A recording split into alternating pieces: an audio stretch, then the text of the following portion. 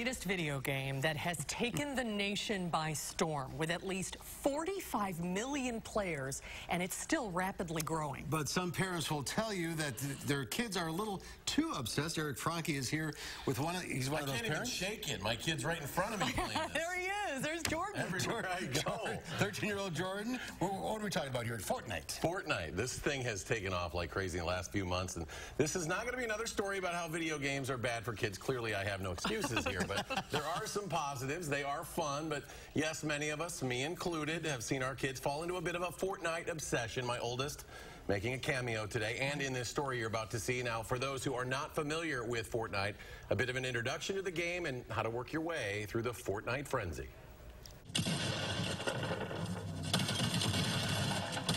It's the latest video game that everyone is playing. It's big for a reason. There's a reason why there's 3.6 million players daily. You know, it's kind of a combination of like Minecraft and Call of Duty and Hunger Games. Did you see where that sniper shot came from? A shooting game called Fortnite. Oh, I see him, yep. I asked a lot of the adult people that I knew that play it what it was all about. Like, is this age appropriate for my 10-year-old son? Kay Cradwell did her research before allowing her 10-year-old son Max to play his first shooting game. I watched a little bit of it, and I thought, well, it seems okay. So what is this Fortnite that everyone's talking about? In short, players are parachuted down onto an island with only a pickaxe, often joined online by friends in a battle for survival. It's so like built around that like team structure. Like it's a team of 4 jumping into this thing. You can do a team of 2. You can jump in alone if you really are feeling bold enough. But it's really like emphasizes that social structure of like let's work together towards a goal kind of thing. And that can be a little addicting. I think it's not realistic to not have any electronic or screen time, but I think as parents we have to be very, very aware of how much they're doing. Meanwhile, families everywhere are fighting their own battle for survival, forced to schedule dinner or homework around a game of Fortnite. Most of these kids, you know, are old enough you can develop ground rules before the situation happens, and I think that's huge. Pediatrician Dr. Michael Trias with SSM Health downloaded the game himself, and he sees how it's drawing kids in. Parents, he says, need a plan. Saying, you know, developing your time. Hey, this is the amount of time you're going to be playing, and sticking to that and enforcing that. In addition to how much your kids are playing, also keep an eye on how much you're paying. The biggest thing was the charging on my credit card. While the download of the game is free, Fortnite made over $200 million in March alone on in-game add-ons known as V-Bucks. Kay had to ask Max about more than $50 in unknown charges from his Xbox. Who would have done that? Well, I don't know. Somebody else must have done that. And I said, okay, well, I'll have to call Microsoft and see who did that, because obviously our account has been hacked. Oh, I did it. Max paid for that and now pays for anything Fortnite related out of his own allowance. He learned a lesson, definitely, and he's also learning about responsibility.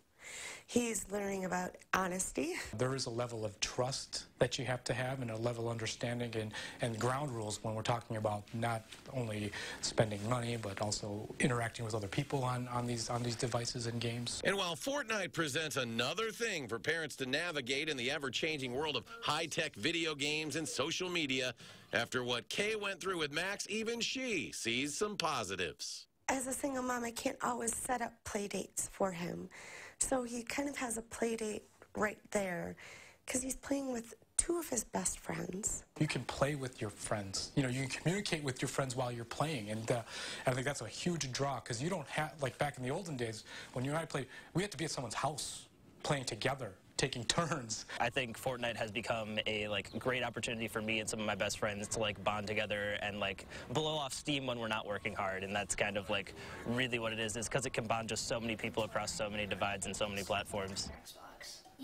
So when kids aren't playing Fortnite, they're often watching Fortnite videos. Back in March, there had been almost 3 billion, with a B, views of Fortnite sessions uploaded by players all around the world. It is the most viewed game on YouTube ever. Why? Why is it so successful? I don't know. Part of it was that there was this gamer. His name's Ninja. Isn't that right, Jordan? Ninja.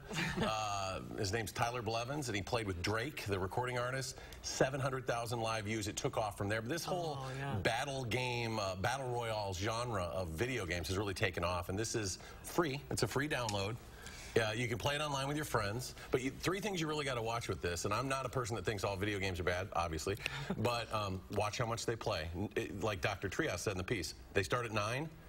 Before you know it, it's 4 in the afternoon, and on a rainy, cold, snowy day in Wisconsin, you know, you can't really say, oh, kids go outside and play, always. Watch your count, like Kay in our story saw, because they can download those V-Bucks, and all of a sudden you're out $50 to $100 quickly.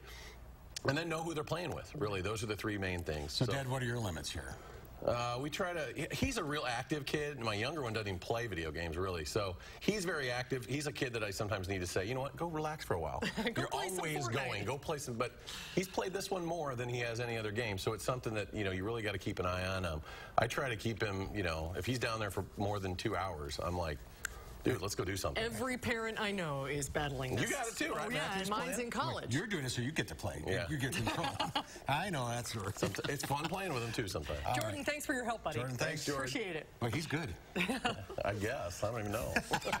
I assume. Thank you, Eric. Thanks, Eric.